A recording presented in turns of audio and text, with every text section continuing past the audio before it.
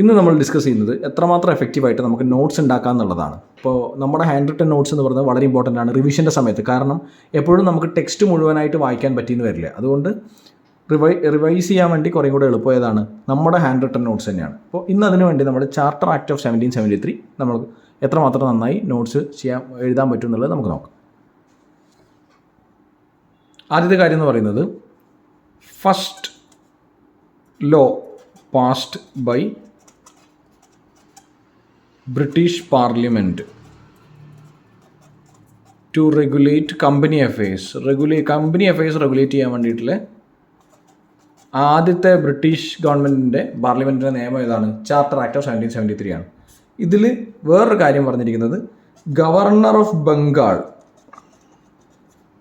എന്തായിട്ട് മാറിയ post? Governor general of ബംഗാളായി അല്ലേ?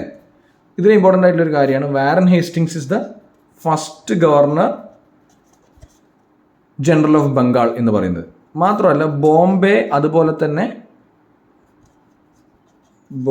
അതുപോലെ തന്നെ Madras presidencies made under Bengal. അപ്പോൾ ബംഗാൾ പ്രസിഡൻസിക്ക്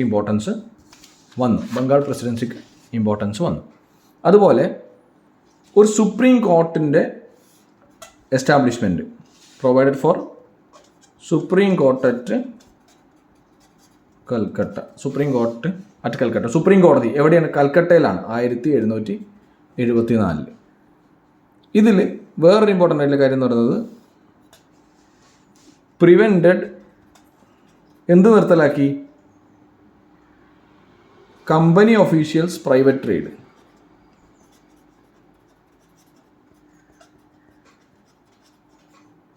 കമ്പനി ഒഫീഷ്യൽസിൻ്റെ പ്രൈവറ്റ് ട്രേഡ് നിർത്തലാക്കി.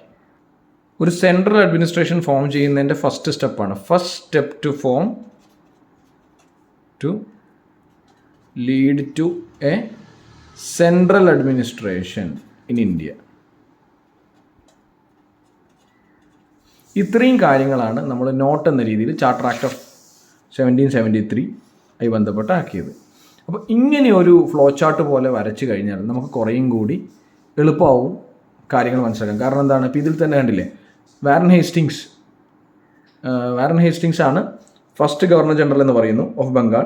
Governor of Bengal term to governor general of Bengal എന്ന് പറഞ്ഞു. ഈ ആക്ട് വഴി prevented company officials private trade നിർത്തലാക്കാൻ വേണ്ടി പറഞ്ഞു. കാരണം കമ്പനി ഒഫീഷ്യൽസ് ഇനി പ്രൈവറ്റ് ട്രേഡിൽ അവരെ ഇൻഡിവിജ്വൽ കപ്പാസിറ്റിയിൽ ട്രേഡ് ഒഴിവാക്കാമെന്ന് പറയുന്നു. അതുപോലെ തന്നെ സുപ്രീം കോർട്ട് അറ്റ് കൽക്കട്ട 1774 വളരെ ഇമ്പോർട്ടൻ്റ് ആയിട്ടുള്ള ഒരു പ്രൊവിഷനാണ് ഈ ആക്ടിൻ്റെ. First law passed by the British parliament to regulate the company affairs.